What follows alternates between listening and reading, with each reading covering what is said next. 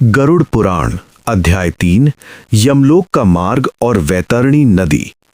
कथा की शुरुआत पक्षीराज गरुड़ के प्रश्न से होती है। गरुड़गे भगवान श्री हरि विष्णु से पूछते हैं, हे प्रभु, यमलोक का मार्ग कैसा है और पापी जनों को वहां जाते समय किस प्रकार की यातनाएं या कष्ट सहने पड़ते हैं? कृपया मुझे विस्तार से बताएं। भगवान विष्णु गरुड़ की जिज्ञासा शांत करते हुए उस भयानक मार्ग का वर्णन करते हैं।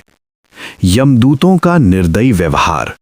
भगवान विष्णु बताते हैं कि मृत्यु के पश्चात पापी व्यक्ति के प्राण जब शरीर छोड़ते हैं तो यमराज के दूत यानी यमदूत उसे पाश में बांध लेते हैं। वे उसे उसी तरह घसीटते हुए ले जाते हैं जैसे राजद्रोही को ले जाया जाता है। यमदूत उस जीवात्मा को डराते हैं और नरक के भयानक दुखों का वर्णन करते हुए उसे आगे बढ़ाते हैं। यमलोक का दुर्गम मार्ग। ये रास्ता बहुत ही भयानक और कष्टकारी होता है। वहां न तो वृक्षों की छाया होती है और न ही पीने के लिए जल। 12 सूर्य एक साथ तपते हैं जिससे भीषण गर्मी होती है। रास्ते में कभी बर्फीली हवाएं चलती हैं तो कभी कांटों से भरा जंगल आता है। पापी जीव भूख और प्यास से तड़पता हुआ यमदूतों की मार खाता हुआ आगे बढ़ता है। वैतरणी नदी का वर्णन। मुख्य भाग। इस अध्याय का सबसे महत्वपूर्ण हिस्सा वैतरणी नदी का वर्णन है जो यमलोक के रास्ते में पड़ती है। भगवान विष्णु बताते हैं कि ये नदी देखने में ही अत्यंत भयावह है। इस नदी में पानी की जगह खून यानी रक्त और पीप बहता है। ये नदी हड्डियों और मांस के कीचड़ से भरी है। इसमें बड़े बड़े मगरमच्छ और भयानक जलीय जीव रहते हैं जो मांस नोचते हैं।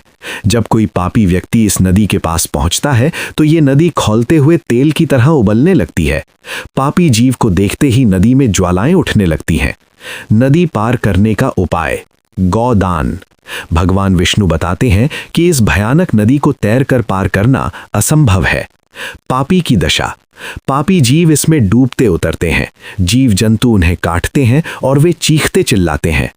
पुण्यात्मा की दशा।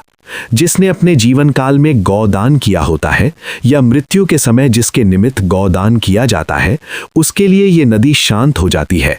वो व्यक्ति गाय की पूंछ पकड़कर आसानी से इस भयानक नदी को पार कर लेता है। कर्मों का पश्चाताप। इस यात्रा के दौरान जीव अपने सगे संबंधियों यानी पुत्र, पत्नी, मित्र को याद करके रोता है।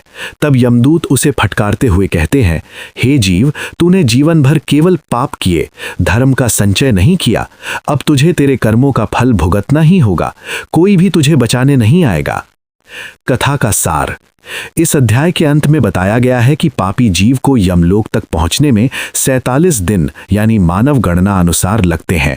इस दौरान उसे भीषण कष्ट सहने पड़ते हैं। यह अध्याय मनुष्य को जीवन में पाप कर्म त्यागने और दान पुण्य, विशेषकर गौदान कर